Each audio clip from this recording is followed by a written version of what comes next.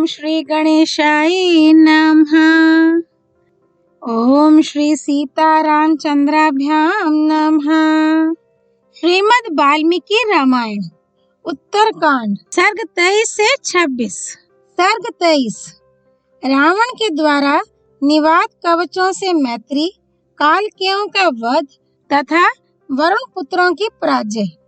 अगस्त्य जी कहते हैं, रघुनंदन, देवेश्वर यम को पराजित करके युद्ध का हौसला रखने वाला दशग्रीव रावण अपने सहायकों से मिला। उसके सारे अंग रक्त से नहा उठे थे और प्रहारों से जर्जर हो गए थे। इस अवस्था में रावण को देखकर उन राक्षसों को बड़ा विस्मय हुआ।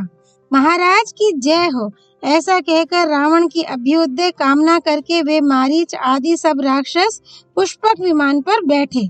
उस समय रावण ने उन सबको सांत्वना दी। तदनंतर वह राक्षस रसातल में जाने की इच्छा से दैत्यों और नागों से सेवित तथा वरुण के द्वारा सुरक्षित जल निधि समुद्र में प्रविष्ट हुआ।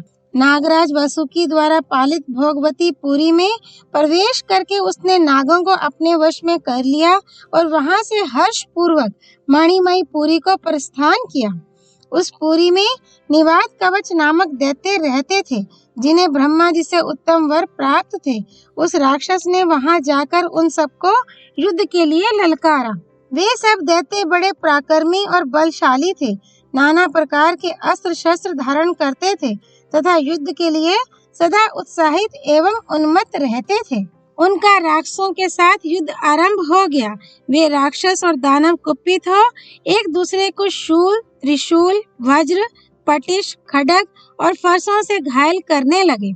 उनके युद्ध करते हुए 1 वर्ष से अधिक समय व्यतीत हो गया, किंतु उनमें से किसी भी पक्ष की विजय या पराजय नहीं हुई।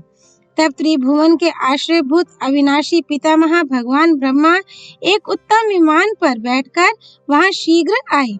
बूढ़े पितामह ने निवात कवचों के उस युद्ध कर्म को रोक दिया और उनसे स्पष्ट शब्दों में यह बात कही, दानवों, समस्त देवता और असुर मिलकर भी युद्ध में इस रावण को परास्त नहीं कर सकते।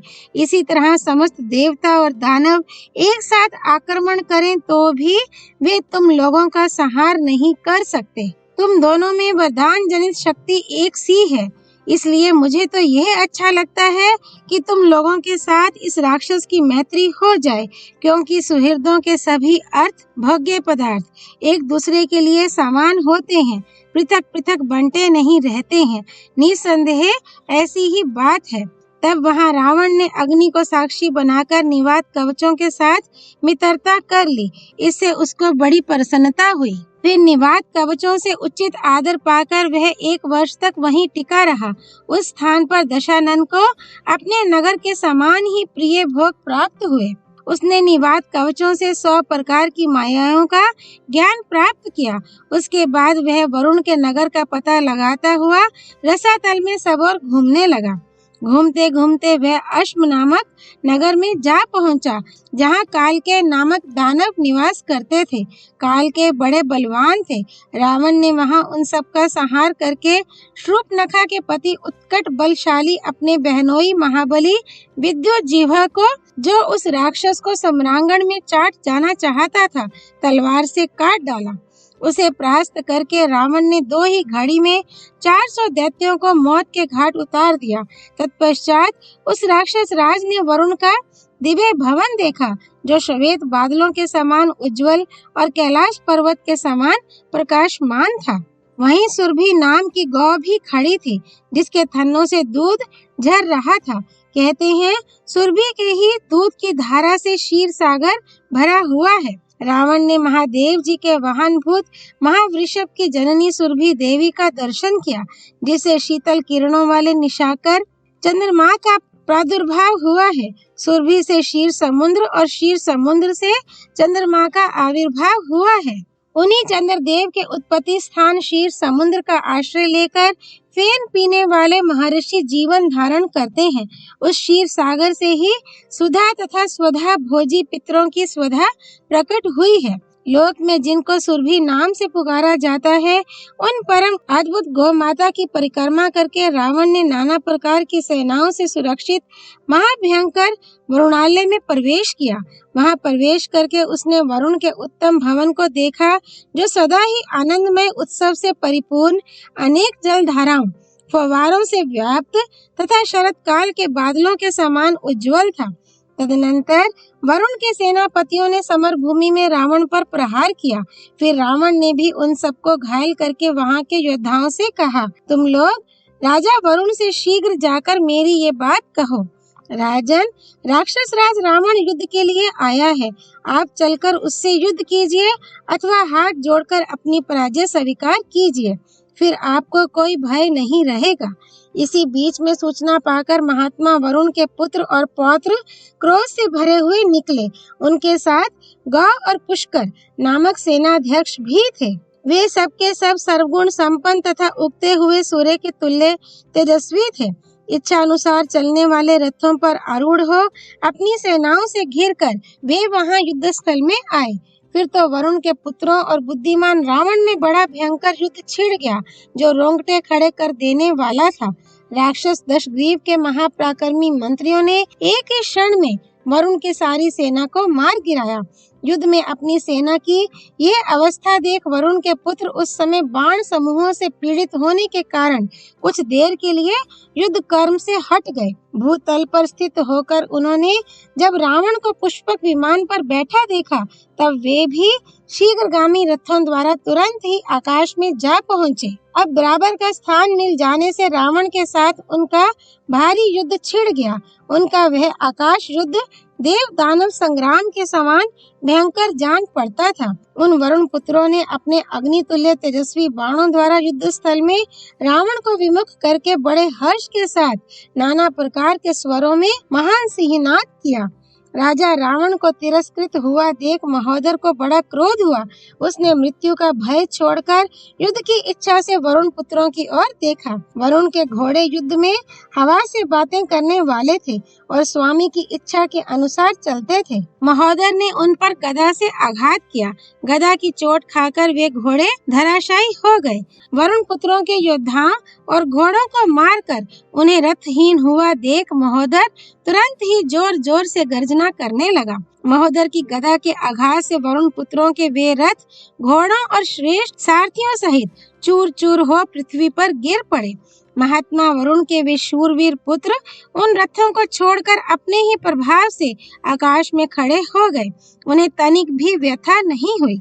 उन्होंने धनुषों पर प्रत्यंचा चढ़ाई और महोदर को शत विक्षत करके एक साथ कुपित हो रावण को घेर लिया। फिर वे अत्यंत कुपित हो किसी महान पर्वत पर जल की धारा गिराने वाले मेघों के समान धनुष से छूटे हुए वज्रतुल्य भयंकर सहायकों द्वारा रावण को विदीर्ण करने लगे। ये देख दशग्रीव प्रलय काल की अग्नि के समान रोष से प्रज्वलित हो उठा और उन वरुण पुत्रों के मर्म स्थानों पर महाघोर बाणों की वर्षा करने लगा। पुष्पक विमान पर बैठे हुए उस दुर्धर्ष वीर ने उन सबके ऊपर विचित्र मूसलों, सैकड़ों भल्लों, पटिशों, शक्तियों और बड़ी बड़ी शतघनियों का प्रहार किया। उन अस्त्र शस्त्रों से घायल हो वे पैदल वीर पुनः युद्ध के लिए आगे बढ़े, परंतु पैदल होने के कारण रावण की उस अस्त्र वर्षा से ही सहसा संकट में पड़कर बड़ी भारी कीचड़ में फंसे हुए 60 वर्ष के हाथी के समान कष्ट पाने लगे। वरुण के पुत्रों को दुखी एवं व्याकुल देख महाबली रावण महान मेघ के समान बड़े हर्ष से गर्जना करने लगा। जोर जोर से सिंहनाद करके वह निशाचर पुनः नाना प्रकार के अस्त्र शस्त्रों द्वारा वरुण पुत्रों को मारने लगा, मानो बादल अपनी धारावाहिक वृष्टि से वृक्षों को पीड़ित कर रहा हो। फिर तो वे सभी वरुण पुत्र युद्ध से विमुख हो पृथ्वी पर गिर पड़े। तत्पश्चात उनके सेवकों ने उन्हें रणभूमि से हटाकर शीघ्र ही घरों में पहुंचा दिया। तदनंतर उस राक्षस ने वरुण के सेवकों से कहा, अब वरुण से जाकर कहो कि वे स्वयं युद्ध के लिए आवे। तब वरुण के मंत्री प्रभास ने रावण से कहा, राक्षस राज, जिन्हें तुम युद्ध के लिए बुला रहे हो वे जल के स्वामी महाराज वरुण संगीत सुनने के लिए ब्रह्मलोक में गए हुए हैं। वीर, राजा वरुण के चले जाने पर यहाँ युद्ध के लिए व्यर्थ परिश्रम करने से तुम्हें क्या लाभ? उनके जो वीर पुत्र यहाँ मौजूद थे वे तो तुमसे परास्त हो ही गए। मंत्री की यह बात सुनकर राक्षस राज रावण वहाँ अपने नाम की घोषणा करके बड़े हर्ष से सिंहनाद करता हुआ वरुणालय से बाहर निकल गया। वह जिस मार्ग से आया था उसी से लौटकर आकाश मार्ग से लंका की ओर चल दिया। श्री वाल्मीकि निर्मित आर्ष रामायण आदि काव्य के उत्तर कांड में 23वां सर्ग पूरा हुआ। सर्ग 24 रावण द्वारा अपहरित हुई देवता आदि की कन्याओं और स्त्रियों का विलाप एवं शाप, रावण का रोती हुई शूर्पणखा को आश्वासन देना और उसे खर के साथ दंडकारण्य में भेजना। लौटते समय दुरात्मा रावण बड़े हर्ष में भरा था। उसने मार्ग में अनेकानेक नरेशों, ऋषियों, देवताओं और दानवों की कन्याओं का अपहरण किया। वह राक्षस जिस कन्या अथवा स्त्री को दर्शनीय रूप सौंदर्य से युक्त देखता, उसके रक्षक बंधुजनों का वध करके उसे विमान पर बिठाकर रोक लेता था।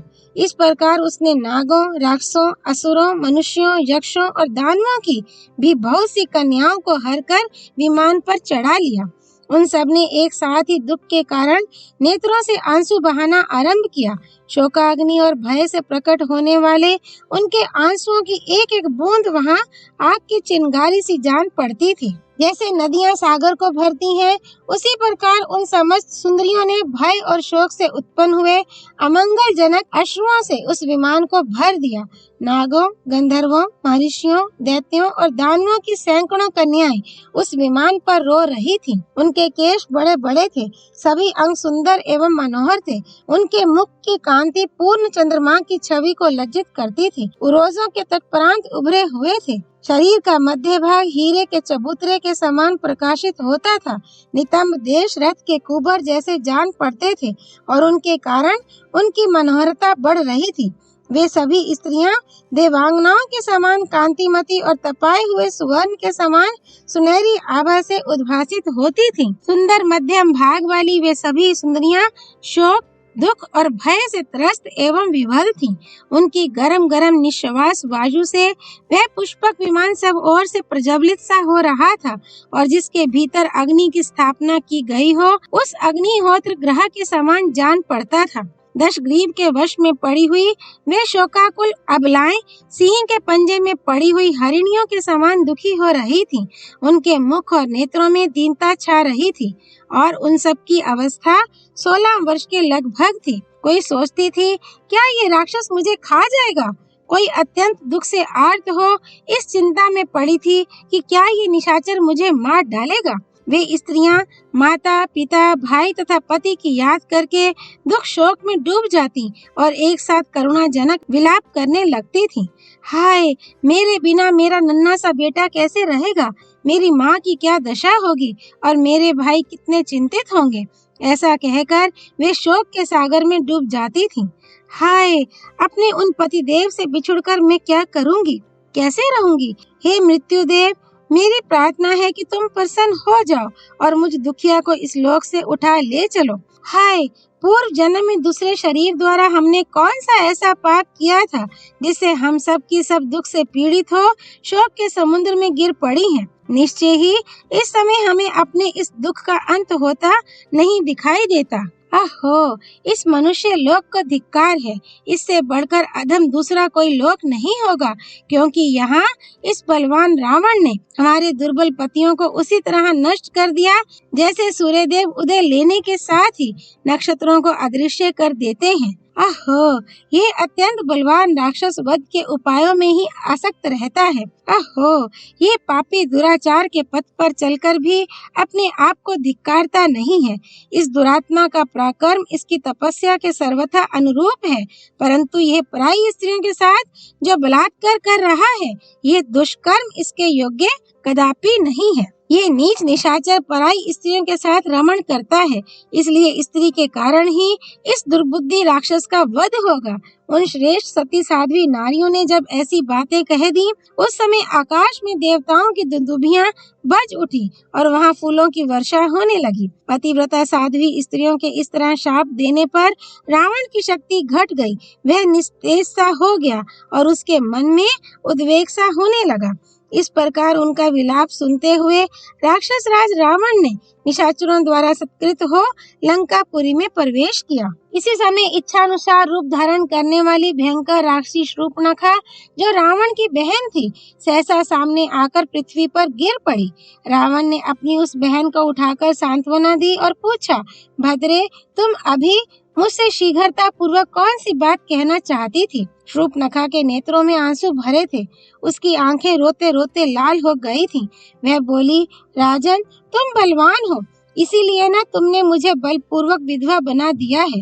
राक्षस राज, तुमने रणभूमि में अपने बल पराक्रम से 14,000 काल के नामक दैत्यों का वध कर दिया है। तात, उन्हीं में मेरे लिए प्राणों से भी बढ़कर आदरणीय मेरे महाबली पति भी थे। तुमने उन्हें भी मार डाला। तुम नाम मात्र के भाई हो, वास्तव में मेरे शत्रु निकले। राजन, सगे भाई होकर भी तुमने स्वयं ही अपने हाथों मेरे पति देव का वध कर डाला। अब तुम्हारे कारण मैं विधवे शब्द का उपभोग करूंगी, विधवा कहलाऊंगी। भैया, तुम मेरे पिता के तुल्य हो, मेरे पति तुम्हारे दामाद थे। क्या तुम्हें युद्ध में अपने दामाद या बहनोई की भी रक्षा नहीं करनी चाहिए थी? तुमने स्वयं ही युद्ध में अपने दामाद का वध किया है। क्या अब भी तुम्हें लज्जा नहीं आती? रोती और कोसती हुई बहन के ऐसा कहने पर दशग्रीव ने उसे सांत्वना देकर समझाते हुए मधुर वाणी में कहा, बेटी, अब रोना व्यर्थ है। तुम्हें किसी तरह भयभीत नहीं होना चाहिए। मैं दान, मान और अनुग्रह द्वारा यत्न पूर्वक तुम्हें संतुष्ट करूंगा। मैं युद्ध में उन्मत्त हो गया था, मेरा चित्त ठिकाने नहीं था, मुझे केवल विजय पाने की धुन थी, इसलिए लगातार बाण चलाता रहा। सम्रांगण में जूझते समय मुझे अपने पराये का ज्ञान नहीं रह जाता था। मैं रणोन्मत्त होकर प्रहार कर रहा था, इसलिए दामाद को पहचान ना सका। बहन, यही कारण है जिससे युद्ध में तुम्हारे पति मेरे हाथ से मारे गए। अब इस समय जो कर्तव्य प्राप्त है, उसके अनुसार मैं सदा तुम्हारे हित का ही साधन करूंगा। तुम ऐश्वर्यशाली भाई खर के पास चलकर रहो। तुम्हारा भाई महाबली खर 14,000 राक्षसों का अधिपति होगा। वह उन सबको जहाँ चाहेगा भेजेगा और उन सबको अन्न, पान एवं वस्त्र देने में समर्थ होगा। ये तुम्हारा मौसेरा भाई निशाचर खर सब कुछ करने में समर्थ है और आदेश का सदा पालन करता रहेगा। ये वीर मेरी आज्ञा से शीघ्र ही दंडकारण्य की रक्षा में जाने वाला है। महाबली दूषण इसका सेनापति होगा। वहाँ शूरवीर खर सदा तुम्हारी आज्ञा का पालन करेगा और इच्छानुसार रूप धारण करने वाले राक्षसों का स्वामी होगा। ऐसा कहकर दशग्रीव ने 14,000 पराक्रमशाली राक्षसों की सेना को खर के साथ जाने की आज्ञा दी। उन भयंकर राक्षसों से घिरा हुआ खर शीघ्र ही दंडकारण्य में आया और निर्भय होकर वहाँ का अकंटक राज्य भोगने लगा। उसके साथ शूर्पणखा भी वहाँ दंडक वन में रहने लगी। श्री वाल्मीकि निर्मित आर्ष रामायण आदि काव्य के उत्तर कांड में 24वां सर्ग पूरा हुआ। सर्ग 25। यज्ञ द्वारा मेघनाद की सफलता, विभीषण का रावण को पर स्त्री हरण के दोष बताना, कुंभी नसी को आश्वासन दे मधु को साथ ले रावण का देवलोक पर आक्रमण करना, खर को राक्षसों की भयंकर सेना देकर और बहन को धीरज बंधाकर रावण बहुत ही प्रसन्न और स्वस्थचित्त हो गया। तदनंतर बलवान राक्षस राज रावण लंका के निकुंभिला नामक उत्तम उपवन में गया। उसके साथ बहुत से सेवक भी थे। रावण अपनी शोभा एवं तेज से अग्नि के समान प्रज्वलित हो रहा था। उसने निकुंभिला में पहुंचकर देखा एक यज्ञ हो रहा है जो सैकड़ों यूपों से व्याप्त और सुंदर देवालयों से सुशोभित है। फिर वहां उसने अपने पुत्र मेघनाद को देखा जो काला मृग चर्म पहने हुए तथा कमंडलू, शिखा और ध्वज धारण किए बड़ा भयंकर जान पड़ता था। उसके पास पहुंचकर लंकेश्वर ने अपनी भुजाओं द्वारा उसका आलिंगन किया और पूछा, बेटा, ये क्या कर रहे हो? ठीक ठीक बताओ। मेघनाद यज्ञ के नियमानुसार मौन रहा। उस समय पुरोहित महातपस्वी द्विश्रेष्ठ शुक्राचार्य ने, जो यज्ञ संपत्ति की समृद्धि के लिए वहां आए थे, राक्षस शिरोमणि रावण से कहा, राजन, मैं सब बातें बता रहा हूँ, ध्यान देकर सुनिए। आपके पुत्र ने बड़े विस्तार के साथ 7 यज्ञों का अनुष्ठान किया है। अग्निष्टोम, अश्वमेध, बहुस्वर्णक, राजसूय, गोमेध, तथा वैष्णव, ये 6 यज्ञ पूर्ण करके जब इसने 7वां माहेश्वर यज्ञ, जिसका अनुष्ठान दूसरों के लिए अत्यंत दुर्लभ है, आरंभ किया, तब आपके इस पुत्र को साक्षात भगवान पशुपति से बहुत से वर प्राप्त हुए। साथ ही इच्छा अनुसार चलने वाला एक दिव्य आकाशचारी रथ भी प्राप्त हुआ है। इसके सिवा तामसी नाम की माया उत्पन्न हुई है, जिससे अंधकार उत्पन्न किया जाता है। राक्षसेश्वर, संग्राम में इस माया का प्रयोग करने पर देवता और असुरों को भी प्रयोग करने वाले पुरुष की गतिविधि का पता नहीं लग सकता। राजन, बाणों से भरे हुए 2 अक्षय तरकस, अटूट धनुष तथा रणभूमि में शत्रु का विध्वंस करने वाला प्रबल अस्त्र, इन सब की प्राप्ति हुई है। दशानन, तुम्हारा ये पुत्र इन सभी मनोवांछित वरों को पाकर आज यज्ञ की समाप्ति के दिन तुम्हारे दर्शन की इच्छा से यहाँ खड़ा है। ये सुनकर दशग्रीव ने कहा, बेटा, तुमने ये अच्छा नहीं किया है, क्योंकि इस यज्ञ संबंधी द्रव्यों द्वारा मेरे शत्रुभूत इंद्र आदि देवताओं का पूजन हुआ है। अस्तु, जो कर दिया सो अच्छा ही किया, इसमें संशय नहीं है। स्वामी, अब आओ, चलो हम लोग अपने घर को चलें। तदनंतर दशग्रीव ने अपने पुत्र और विभीषण के साथ जाकर पुष्पक विमान से उन सब स्त्रियों को उतारा जिन्हें हर कर ले आया था। वे अब भी आंसू बहाती हुई गदगद कंठ से विलाप कर रही थीं। वे उत्तम लक्षणों से सुशोभित होती थीं और देवताओं, दानवों तथा राक्षसों के घर की रत्न थीं।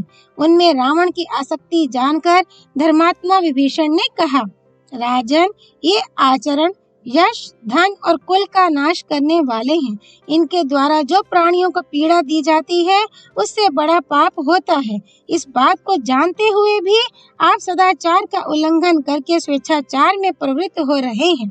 महाराज, इन बेचारी अबलाओं के बंधु बांधवों को मारकर आप इन्हें हर लाए हैं और इधर आपका उल्लंघन करके आपके सिर पर लात रखकर मधु ने मौसेरी बहन कुंभी नसी का अपहरण कर लिया।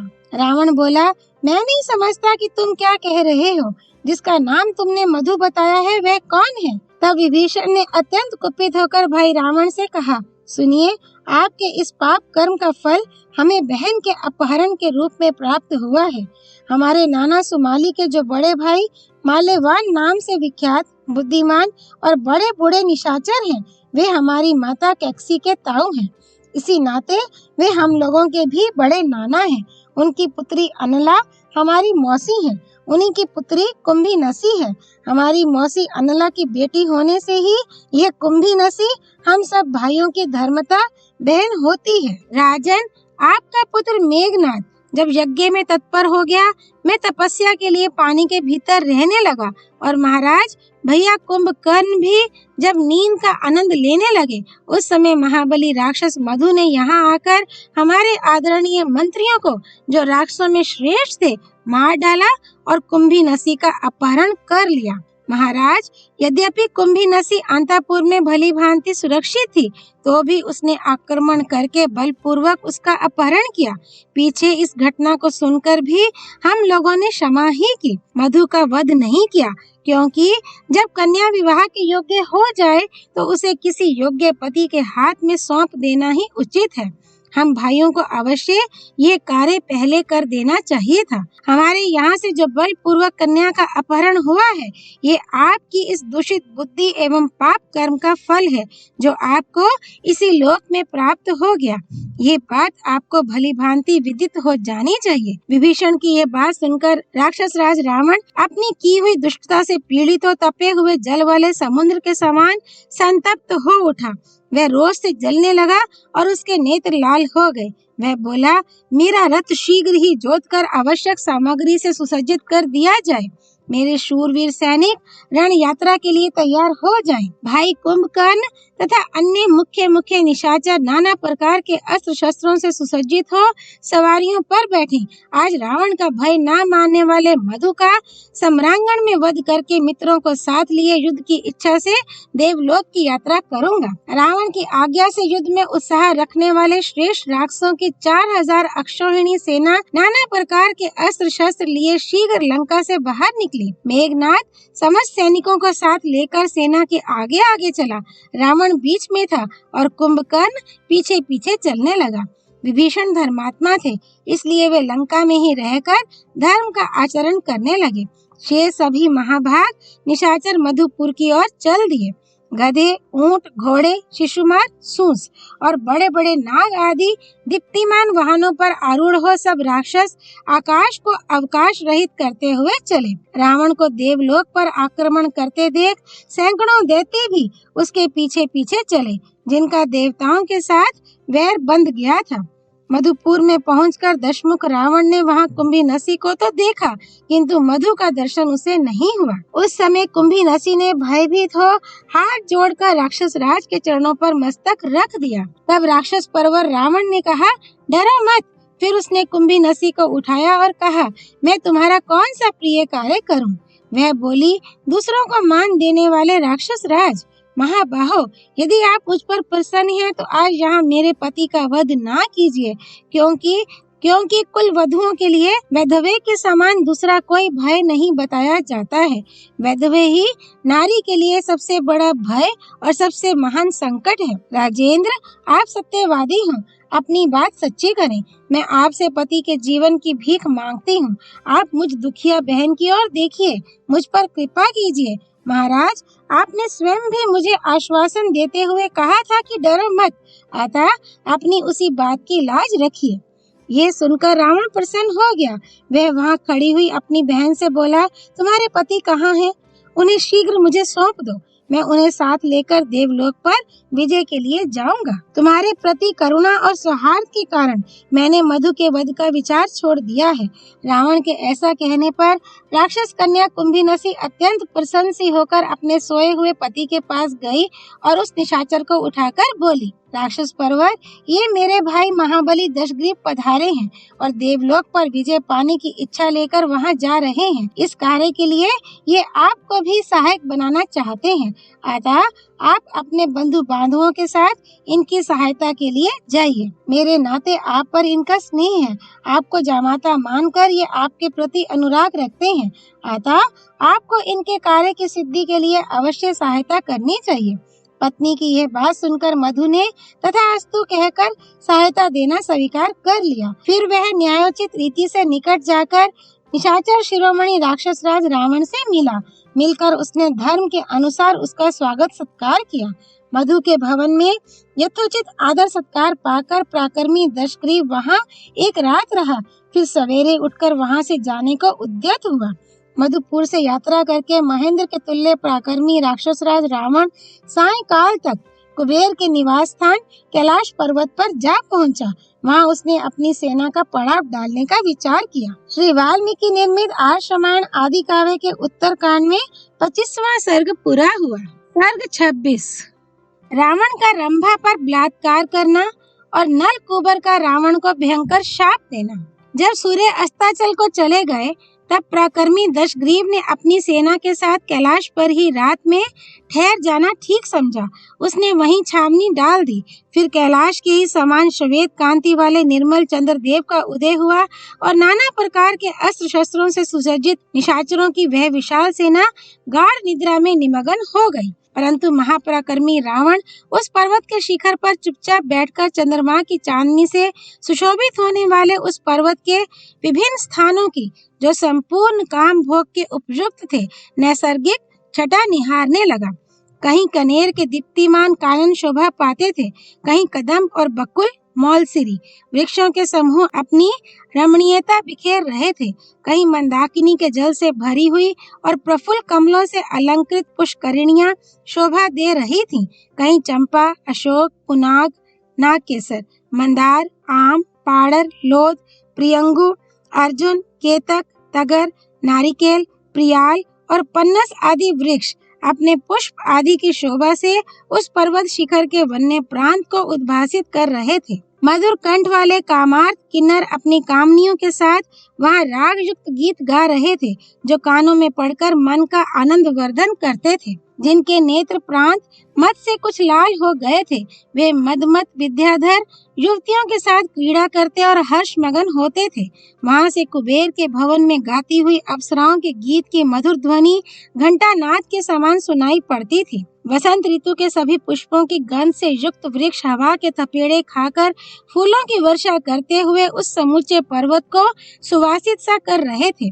विविध कुसुमों के मधुर मकरंद तथा पराग से मिश्रित प्रचुर सुगंध लेकर मंद मंद बहती हुई सुखद वायु रावण की काम वासना को बढ़ा रही थी। संगीत की मीठी तान, भांति भांति के पुष्पों की समृद्धि, शीतल वायु का स्पर्श, पर्वत के रमणीयता आदि आकर्षक गुण, रजनी की मधुवेला और चंद्रमा का उदय, उद्दीपन के इन सभी उपकरणों के कारण वह महापराक्रमी रावण काम के अधीन हो गया और बारंबार लंबी सांस खींचकर चंद्रमा की ओर देखने लगा। इसी बीच में समस्त अप्सराओं में श्रेष्ठ सुंदरी पूर्ण चंद्रमुखी रंभा दिव्य वस्त्राभूषणों से विभूषित हो उस मार्ग से आ निकली। उसके अंगों में दिव्य चंदन का अनुलेप लगा था और केश पाश में पारिजात के पुष्प गुंथे हुए थे।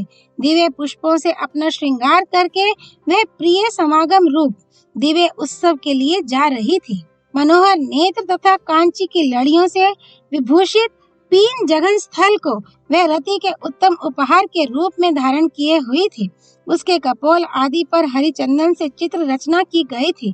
वह 6 ऋतुओं में होने वाले नूतन पुष्पों के आर्द्र हारों से विभूषित थी और अपनी अलौकिक कांति, शोभा, द्युति एवं कीर्ति से युक्त हो उस समय दूसरी लक्ष्मी के समान जान पड़ती थी।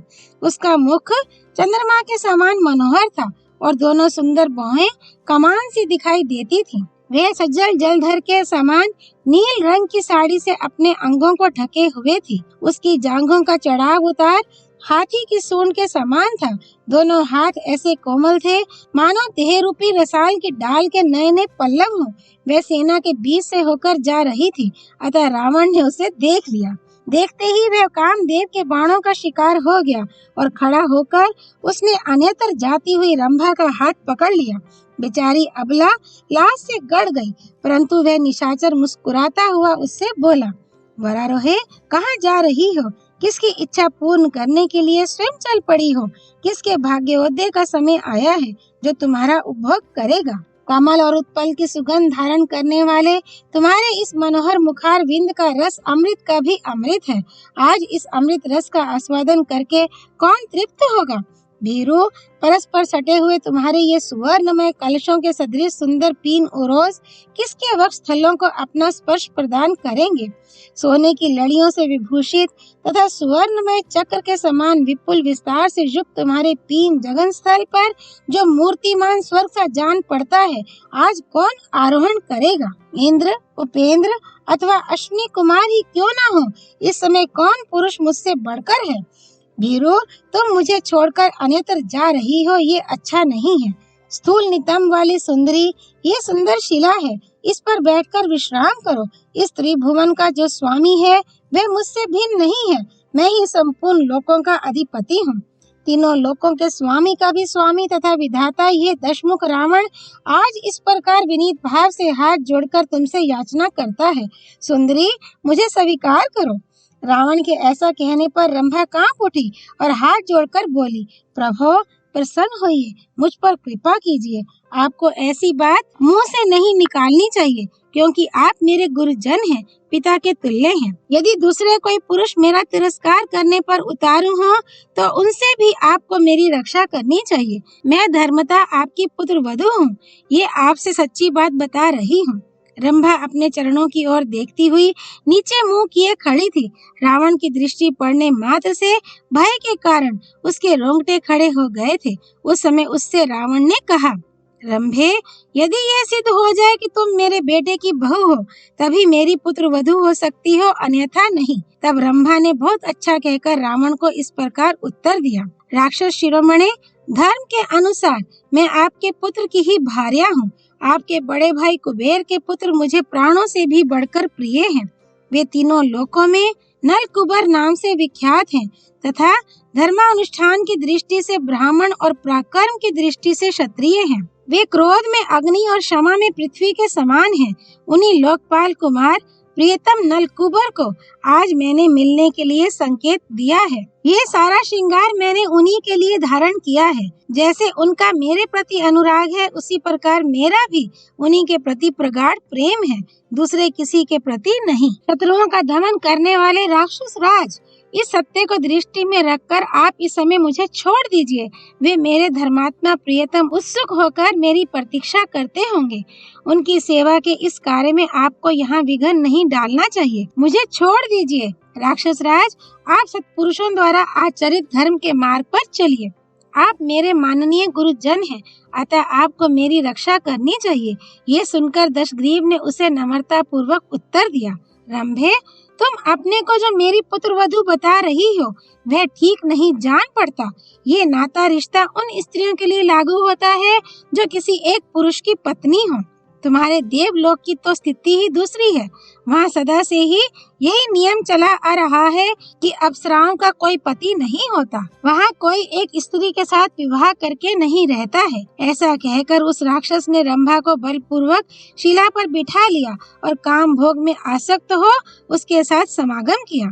उसके पुष्पहार टूटकर गिर गए, सारे आभूषण अस्त व्यस्त हो गए। उपभोग के बाद रावण ने रंभा को छोड़ दिया। उसकी दशा उस नदी के समान हो गई जिसे किसी गजराज ने क्रीड़ा करके मत डाला हो। वह अत्यंत व्याकुल हो उठी। वेणी बंद टूट जाने से उसके खुले हुए केश हवा में उड़ने लगे। उसका श्रृंगार बिगड़ गया, कर पल्लव कांपने लगे। वह ऐसी लगती थी मानो फूलों से सुशोभित होने वाली किसी लता को हवा ने झकझोर दिया हो। लज्जा और भय से कांपती हुई वह नलकूबर के पास गई और हाथ जोड़कर उनके पैरों पर गिर पड़ी। रंभा को इस अवस्था में देखकर महामना नलकूबर ने पूछा, भद्रे, क्या बात है? तुम इस तरह मेरे पैरों पर क्यों पड़ गई? वह थर-थर कांप रही थी। उसने लंबी सांस खींचकर हाथ जोड़ लिए और जो कुछ हुआ था वह सब ठीक-ठीक बताना आरंभ किया। देव, ये दशमुख रावण स्वर्ग लोक पर आक्रमण करने के लिए आया है। इसके साथ बहुत बड़ी सेना है। उसने आज की रात में यही डेरा डाला है। शत्रु दमन वीर, मैं आपके पास आ रही थी, किंतु उस राक्षस ने मुझे देख लिया और मेरा हाथ पकड़ लिया। फिर पूछा, तुम किसकी स्त्री हो? मैंने उसे सब कुछ सच-सच बता दिया, किंतु उसका हृदय काम जनित मोह से आक्रांत था, इसलिए मेरी वह बात नहीं सुनी। देव, मैं बारंबार प्रार्थना करती ही रह गई कि प्रभु, मैं आपकी पुत्र वधू हूँ, मुझे छोड़ दीजिए, किंतु उसने मेरी सारी बातें अनसुनी कर दी और बलपूर्वक मेरे साथ अत्याचार किया। उत्तम व्रत का पालन करने वाले प्रियतम, इस बेबसी की दशा में मुझसे जो अपराध बन गया है उसे आप क्षमा करें। स्वामी, नारी अबला होती है, उसमें पुरुष के बराबर शारीरिक बल नहीं होता है, इसीलिए उस दुष्ट से अपनी रक्षा मैं नहीं कर सकी। ये सुनकर वैश्रवण कुमार नलकूबर को बड़ा क्रोध हुआ। रंभा पर किए गए उस महान अत्याचार को सुनकर उन्होंने ध्यान लगाया। उस समय दो ही घड़ी में रावण की उस करतूत को जानकर वैश्रवण पुत्र नलकूबर के नेत्र क्रोध से लाल हो गए और उन्होंने अपने हाथ में जल लिया। जल लेकर पहले विधि पूर्वक आचमन करके नेत्र आदि सारी इंद्रियों को स्पर्श करने के अनंतर उन्होंने राक्षस राज को बड़ा भयंकर शाप दिया। वे बोले, भद्रे, तुम्हारी इच्छा न रहने पर भी रावण ने तुम्हारा बलपूर्वक अत्याचार किया है, अतः वे आज से दूसरी किसी ऐसी युवती से समागम नहीं कर सकेगा जो उसे चाहती न हो। यदि वह काम पीड़ित होकर उसे ना चाहने वाली युवती पर बलात्कार करेगा तो तत्काल उसके मस्तक के 7 टुकड़े हो जाएंगे। नलकूबर के मुख से प्रज्वलित अग्नि के समान दग्ध कर देने वाले इस शाप के निकलते ही देवताओं की दुदुमियां बज उठी और आकाश से फूलों की वर्षा होने लगी। ब्रह्मा आदि सभी देवताओं को बड़ा हर्ष हुआ। रावण के द्वारा की गई लोक की सारी दुर्दशा और उस राक्षस की मृत्यु को भी जानकर ऋषियों तथा पितरों को बड़ी प्रसन्नता प्राप्त हुई। उस रोमांचकारी शाप को सुनकर दशग्रीव ने अपने को ना चाहने वाली स्त्रियों के साथ बलात्कार करना छोड़ दिया। वह जिन जिन पतिव्रता स्त्रियों को हर कर ले गया था, उन सबके मन को नलकूबर का दिया वह शाप बड़ा प्रिय लगा। उसे सुनकर वे सब की सब बहुत प्रसन्न हुई। श्री वाल्मीकि निर्मित आर्ष रामायण आदि काव्य के उत्तर कांड में 26वां सर्ग पूरा हुआ। सियापति रामचंद्र की जय। राम भक्त हनुमान जी की जय। राम जन्मभूमि अयोध्यापुरी धाम की जय। सरयू नदी की जय। माँ गौरीपति देवों के देव भगवान शिव शंकर की जय। श्रीमद् वाल्मीकि रामायण की जय। वाल्मीकि मुनि की जय। श्री हरि अर्पणमस्तु।